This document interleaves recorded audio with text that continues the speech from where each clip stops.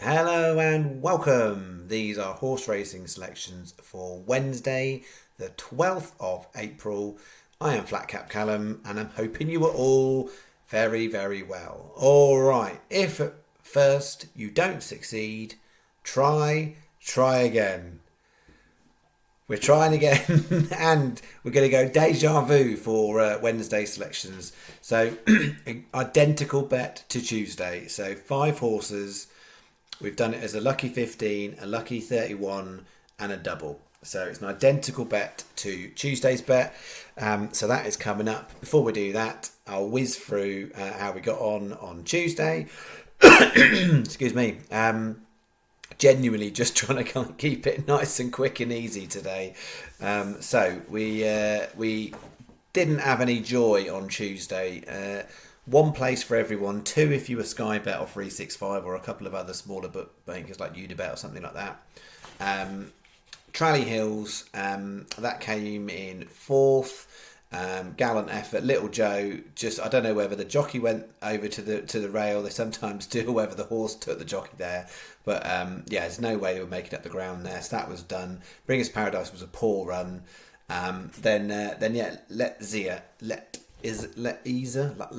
don't know. It ran a really great race and actually wasn't far away from winning. It was second at a much reduced price, I think. Actually, no, it wasn't. It was 22s. I think SP was 22s. And then Ivor Secret, weird in the market. It went right in down to about 5-6 to 1, and then a massive drifter before the off. And I'm always saying, drifters I'm fine with, but massive drifter just before the off. That there was something sus with that horse because it virtually pulled up in the straight. So clearly it wasn't thought to be at optimum, I think. So 10 on 268 back for the channel. If you weren't with Sky Bet 365, you would have had a few pence back, literally that. So the biggest prize was the one that I put less stake on. I thought it was a bit riskier. It ran a great race. So what have we got then for Wednesday? As I said, it's the same format. What I will say about Wednesday, because it's a more interesting day than Tuesday, but I'm not keen on a lot of the races that might be more obvious. So Catterick, there's some competitive racing there. I don't like the look of it at all. I think the ground is very changeable given where the weather's at the moment. So I don't like the look of where the ground may or may not end up. It could be anywhere between good to soft to heavy given the amount of rain that's falling. So I don't like that. And there's just too many horses running first time out, and when they're running first time out in slightly off conditions, it doesn't make for a good read of form. So I've left Catterick alone, but it's a competitive enough bunch of fields there. I've also left the 540 Southwell out, which is a really decent handicap for place terms, as I've left the 545 at Gowran Park. So if you were doing blind picking, then two of the races I've got in my five horses, you'd put in the 540 Southwell and the 545 Gowran Park. Because you've got most bookies paying 5 places on those because there's at least 16 runners. And if you convert the maths on that in terms of what your chances of picking up a place, they are better than a lot of other races. I didn't like the read of the form. I wasn't looking through the form. They're very, very low quality. You were clutching at straws to try and find a form line to say anything was remotely consistent. So I didn't like that. At the bigger price end of it, again, you were clutching to kind of say a little bit of this, that, but the other. I don't just go fishing for big prices in every which race. I know people believe that, some do. I know most people don't. But I didn't like those races. I also don't like them from a betting perspective. They're too open. It may well be different if I get to mid-morning tomorrow or before the off at 5:30, and if I look at those two races, I may have a different view of it. But right now, if you look at those markets, there's not really much going on in that sense of you've got half a dozen pretty much that are single figures in both of them pretty much, give or take bookmakers. But then even if you go like first 8, you're still not getting much beyond 12 to 1. So although you've got, from a mathematical point of view, a good chance of getting a framing horse at a nicer price, they're still not decent prices, and some of the ones at the bottom end I don't like the look of. So they're the kind of races where absolutely you can have something at a big price pop up, but it might be something completely random that you wouldn't necessarily pick. So I'm not going to Catterick, and I'm not doing the 540 at Southwell or the 545 at Gowran Park, which are obvious races. This is what I'm going with. So, starting off with 435 at Southwell, outside of the 3 handicaps, that's the best race for a bet, and 100% Townhill's the horse. So you got a big odds-on favourite.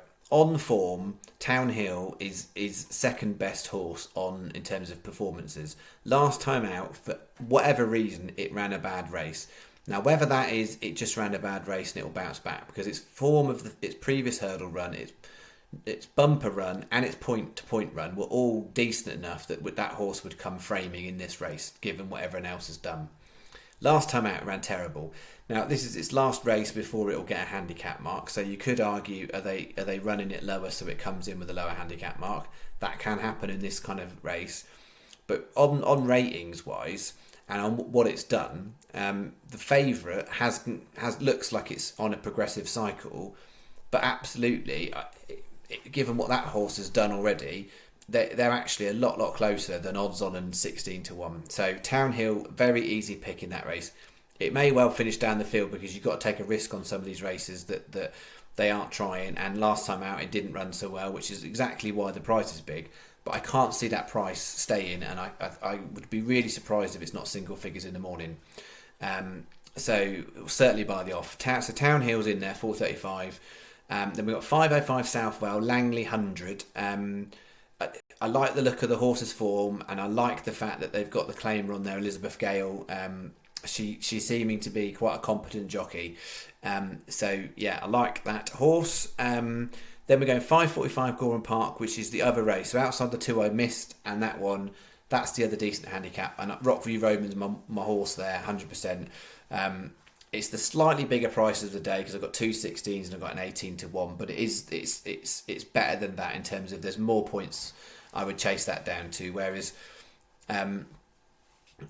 there I would probably I'd probably go down to I'd go to about 7s on that horse, Townhill.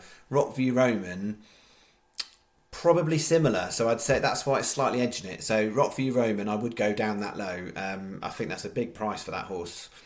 And then we've got the 7:30 Kempton, Fantasy Believer at 16s, and then the smaller one, 8 o'clock Kempton, Where's Tom? It's a very competitive race. There's a few at a bigger price. I absolutely could argue a case for, and I've gone with what I think is the more solid option. It doesn't guarantee you anything, but when I've done kind of equations on how I rate that one in terms of 8-1 versus other horses that could be twice the price or 3 times the price, Where's Tom comes out just slightly ahead.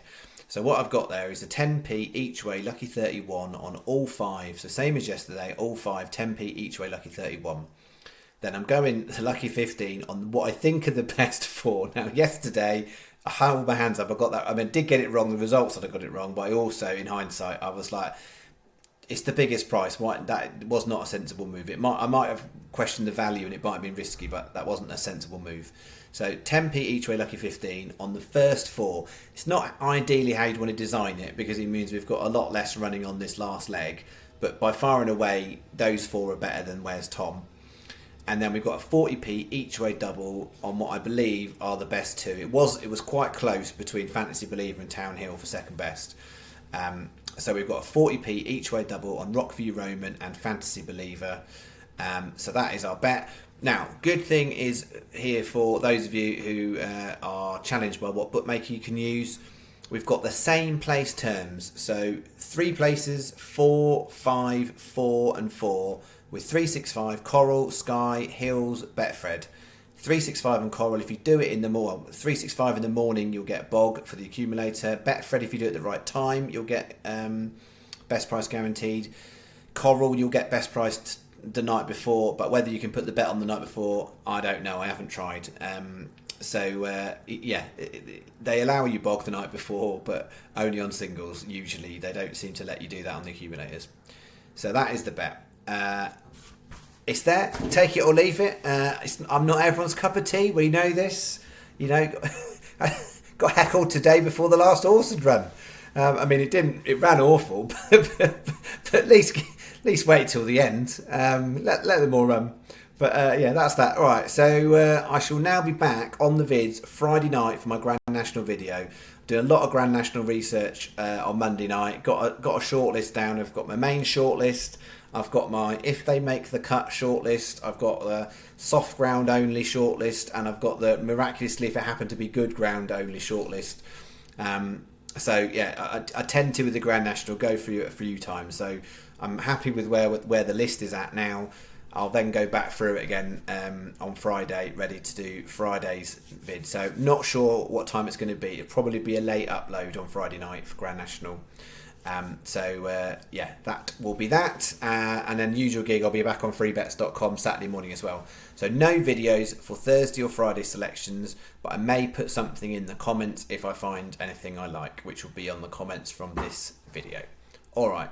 That is me. I don't know how I've managed to make that 11 minutes. I'm really sorry. I genuinely thought that would be a quick video and I chuntering on. Right. Thank you. Bye-bye. See you in a couple of days. Cheerio.